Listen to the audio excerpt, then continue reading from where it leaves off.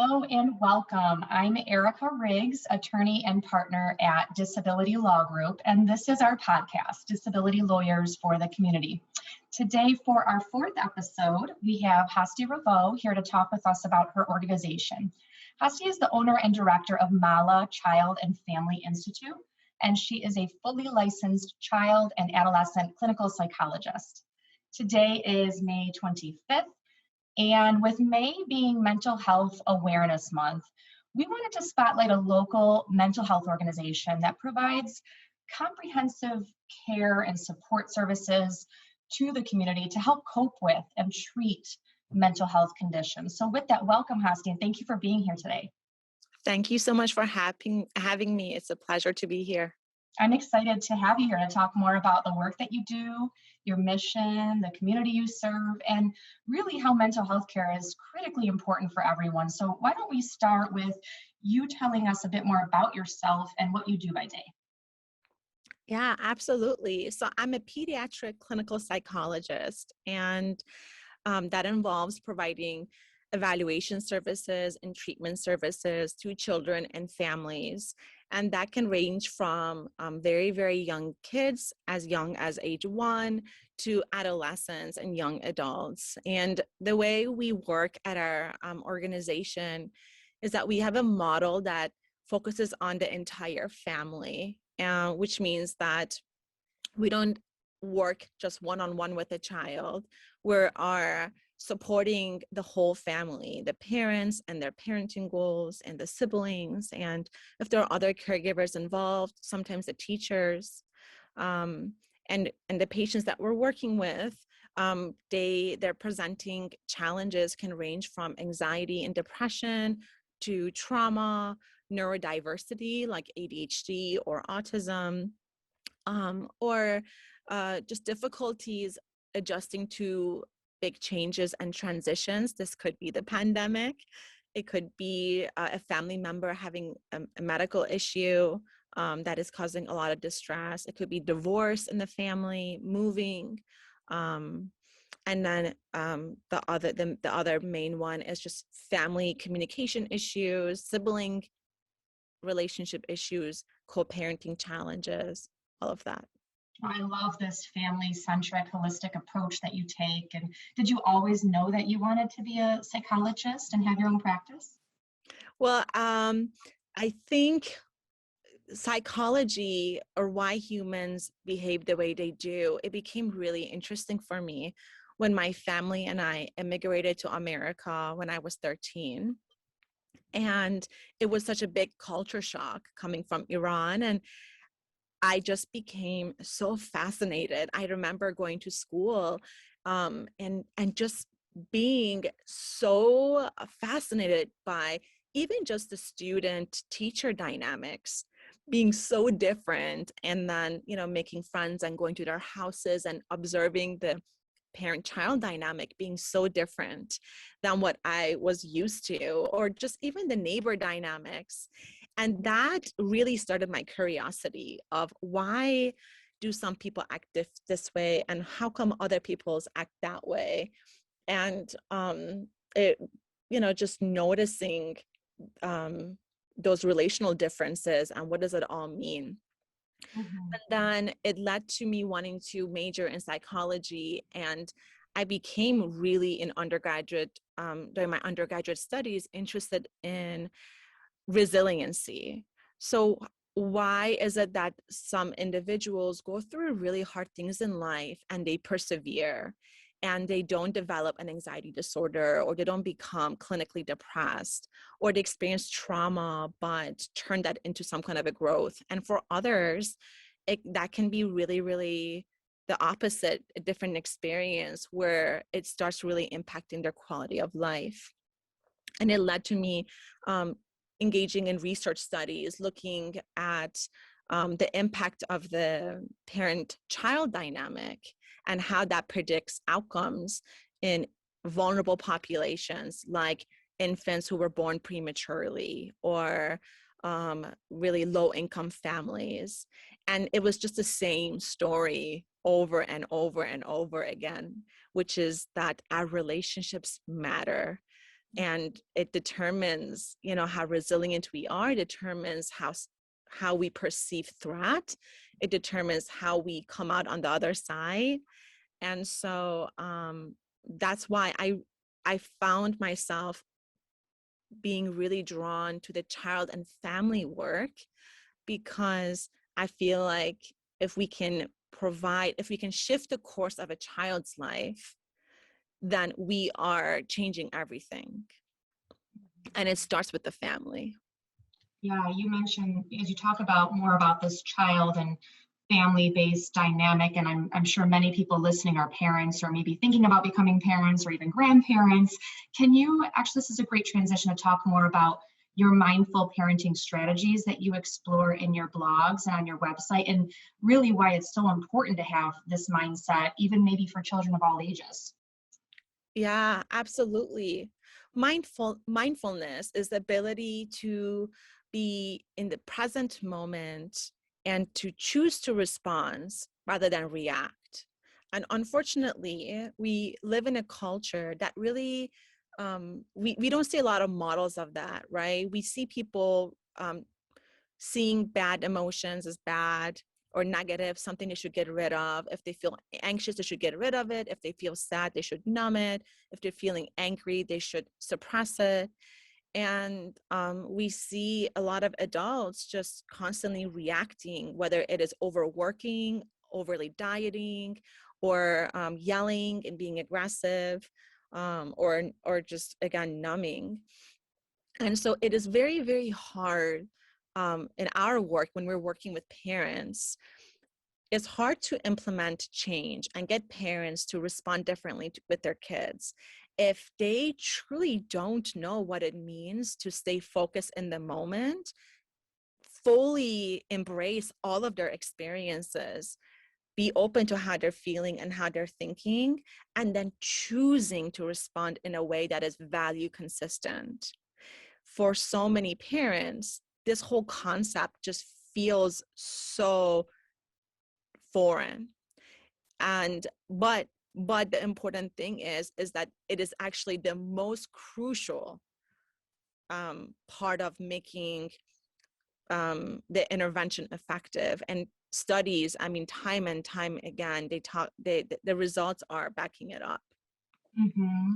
Yeah, so with mindful parenting in mind, what are perhaps maybe some of the best actionable tips that you could share with those listening about being present and that mindfulness you talk about? I would tell parents that you cannot give your child what you can't give yourself. So let's say you are hoping your child develops the skill of being emotionally regulated or being flexible, problem solving through things, and just kind of having empathy for others, Mm-hmm. right? We can't teach children those skills if we don't know how to do those things. And what I have parents do is say, this week, I just want you to notice how you feel in those moments. And I want you to do nothing. I want you to just become aware of where do you feel those feelings in your body. Give it a color, give it a shape. Um, Notice the thoughts that are running through your mind. And they tend to be really negative. Either they're like, oh, like, why is my kid so difficult? Or I'm such a bad mom. And just start there. And parents will come back after a week and say, by just trying to pay attention to my inner world, I was so much less reactive. I made different choices. And it really starts, like, that's just the most basic thing that they can start with doing, which actually research shows takes a lot of practice and can take months before we have achieved a little bit of mastery over it. Yeah, and those are wonderful tips. Being mindful, you know better than anyone. It's not as easy as it sounds, but it starts with that, decision to try and take those baby steps. And I love that your website talks about mental health in terms of preventative care. Can you talk to us more about this concept and why that's so important?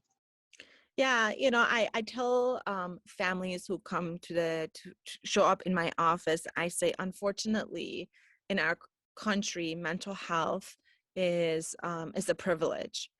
We should exist in a system where, just like how every baby, right, every child, every teen, every adult, they have an eye doctor, ideally, right? They have a dentist. They see their primary care doctor once a year. Everybody should be connected to mental health care always. Research is telling us that by the time people take action and engage in care, in many situations, it's almost too late, whether they are seeking marital counseling or treatment for depression and anxiety. And we know that our society saves so much money when people are enrolled in mental health care, and that mental health care is 10 times more effective when it is preventively being administered. Mm.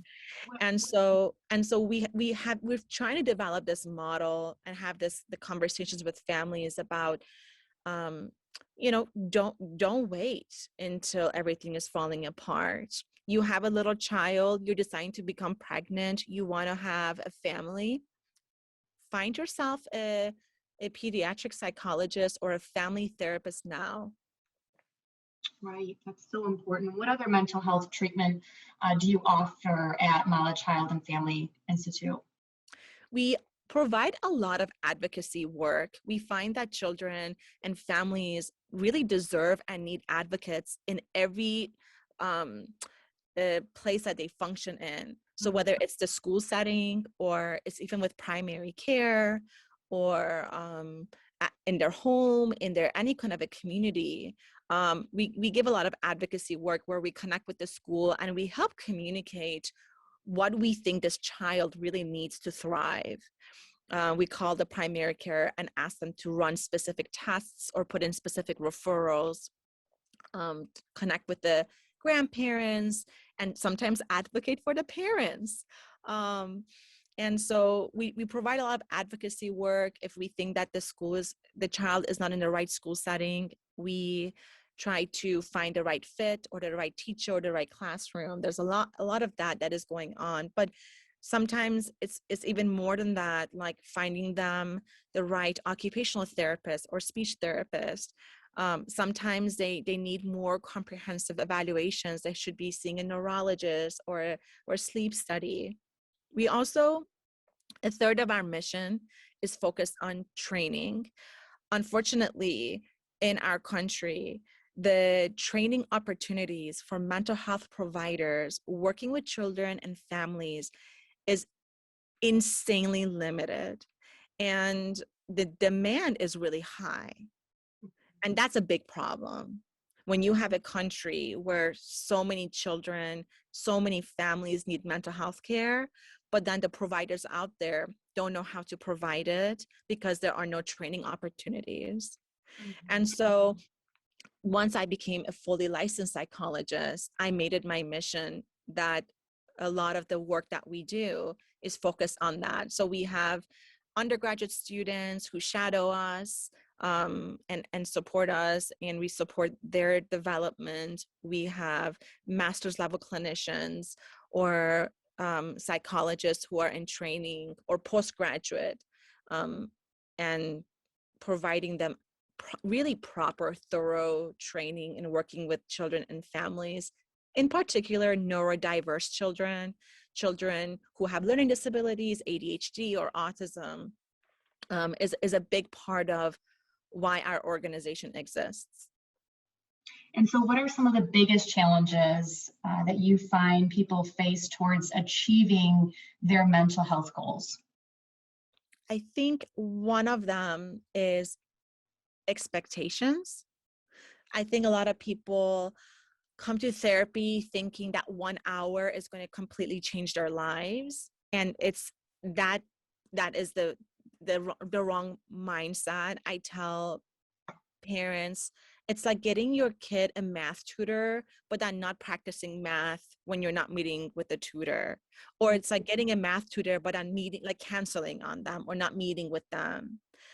Not putting a time aside every day to practice it, right? Or it's like the idea that you go to school every day and you get exposed to the material every day, and then you come home and then you practice and you study for the test.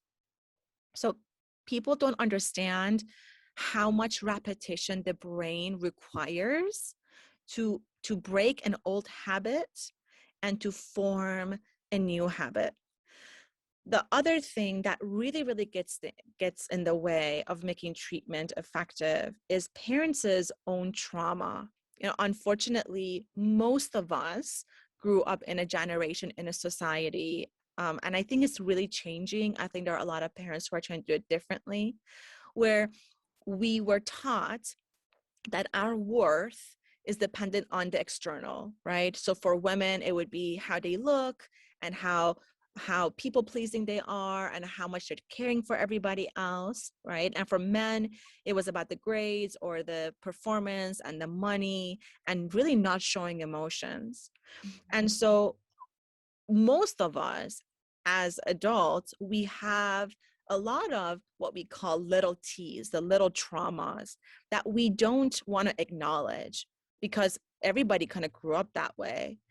And because we're not conscious of it, it becomes the biggest barrier to treatment, because trauma, if not addressed, can block you from making progress outside of session. And on that same note of dealing with trauma, we're now more than 1 year into the longest and deadliest pandemic that our generation and even generations before us have ever seen. Many people have been met with, uncertainties and challenges over the last year, including job loss and financial struggle, homeschooling or virtual school with virtually little to no warning, and even loss of loved ones and many others. So have you noticed any change in the way that mental health is perceived during this time, or the stigma surrounding mental health care? I've noticed a huge positive change. And not just me, my colleagues as well, we've noticed people becoming so open about just saying, I have a therapist, I go to therapy, or my child has a therapist, or we need a therapist. We've noticed a huge shift in that, where people are just so open. Like they talk about how they have a therapy appointment coming up, like they would talk about meeting with their their anything else, like any other coach, like a personal trainer at the gym. So I think there's a huge shift in a positive direction regarding that. Unfortunately, our children and our teens are not doing well because of this pandemic. I was just informed that the wait list at the emergency room for children and teens to wait to get a bed for an inpatient facility is 3 to 4 days right now. Families are waiting. They're being told they have to wait at the hospital about 3 to 4 days until they can find them a bed somewhere so that their child can be kept safe. So I think as demand goes up, right, we have to kind of keep up with it. And that's a concern that I don't think we have the resources to keep up with it. Has COVID-19 created any hurdles in your work, maybe technological or other issues, or have you been able to leverage technology to help patients? Well, I think when it comes to working with teens or working with adults, I think many people didn't find it that challenging. If anything, a lot of people enjoyed it because now you're saving time on driving and it's just easier in so many ways, right? But when it comes to working with the little ones, like I see a lot of children who are under the age of 7 doing that, providing mental health care virtually was really challenging. And we had to get really creative and working on, having the parents be part of the entire session and just using a lot of different videos educational videos we could show them. But it was definitely, I would say, for a pediatric psychologist, it was not ideal. Yeah. In your role as a pediatric psychologist, what do you find most rewarding? I find it really rewarding when I can help a family see the child for who it is that they are, not who it is that they want them to be. And the child feels completely seen, heard, and loved. And I think that is the biggest gift we can ever give another human, to accept them for exactly who they are, not who we want them to be or who the society wants them to be. You know, we have parents who bring their kids to us and they're anxious, they're very anxious, and they say, you know, he can't sit, he can't focus, or he doesn't socialize well. And there's so much attention on fixing the child, right? He's not getting all A's. And so just shifting their mindset, and so that the child feels like somebody sees me for who I am, and who I am is worthy and infinite, and it's enough for me to receive love. The other thing is ending intergenerational trauma, really ending trauma, whether it's big trauma like domestic violence, um, and uh, and the major codependency and enmeshment, to the little traumas, just not shaming children, not invalidating children, just forming a true connection with them. I have to say those two are probably the biggest rewarding for me. Now, I'm not sure how you find time to do it all. Do you make sure to carve out time for yourself, for your own mental health, maybe hobbies or interests that you enjoy? Yeah, I have two little ones. And I read a book once where it was talking about changing your mindset, even with your own kids. Like, rather than thinking, I have to feed them dinner, telling yourself, I get to feed them dinner. Mm. So I actually, I find being with the kids and my family, that time is really rewarding for me. But for me, what really grounds me is being outside. And so just putting my foot on the grass, going on a trail walk, sitting under a tree, and being present with nature. I find that nothing recharges my nervous system, calms my nervous system down like that. So even when the weather is cold, I make sure I get a bit of that every day, and that helps a lot. I love that. I love the outlook of just telling your children, as you mentioned, what we get to do instead of what we have to do. I told my two little boys today that I get to be a part of this podcast and help with Yeah. mental health awareness. And I think it really does play such a critical role. You're very right about that. And I know that if anyone listening is like me, you love to hear real life success stories or like an example of someone that you may have helped. Can you tell us about something that comes to mind, maybe a trend of improvement that you've noticed in your line of work? Absolutely. I think two things happen in our clinic. We either get really younger kids who are acting out, they are having temper tantrums, aggressive, yelling, throwing, and parents are just so burnt out. And we are able to shift those families from a state of constant crisis to peace. And it happens through the parents changing the way they're looking at their kid, and thinking, my child is having a hard time, not giving me a hard time.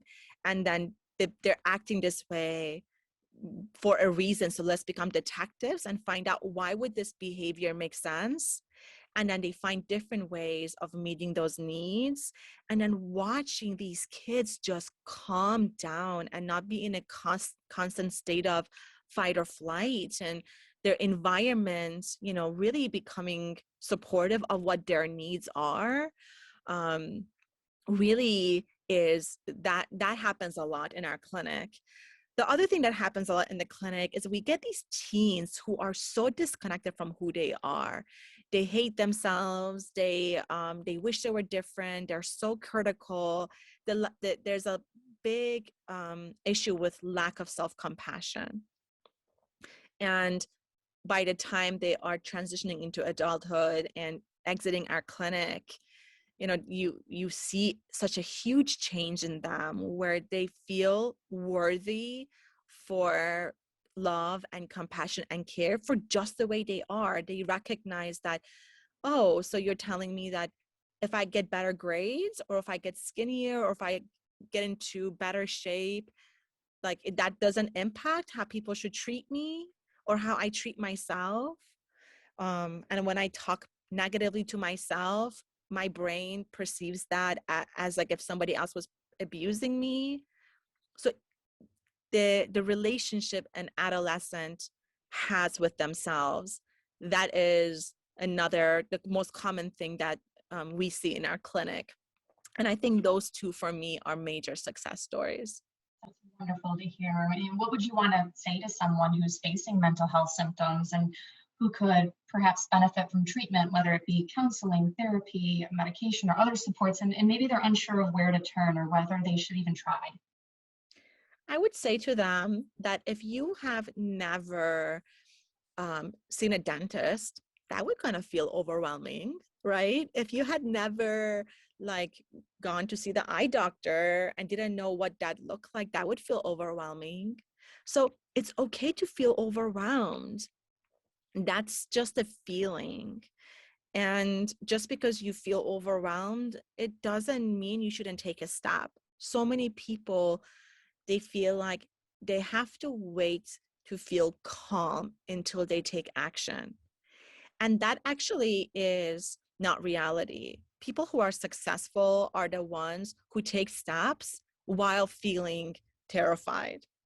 And so you say to yourself that it makes sense that I feel anxious or ambivalent, but that just an emotion. It's just a feeling, right? It's a new thing, and my brain perceives new things as threat.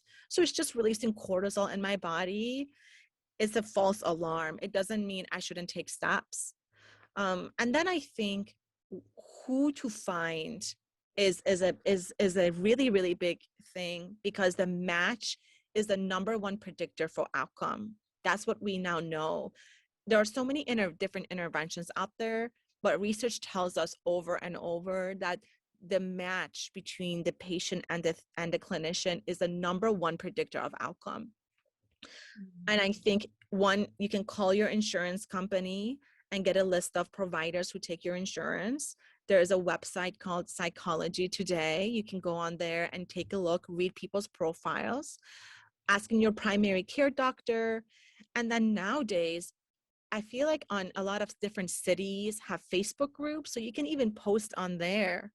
And if you go and you make an appointment with one person and you don't like the vibe, it's okay. Give it another try. And it's kind of like going on a blind date. And if it's not a good fit, tell them and see if they know of somebody who will be a better fit for you.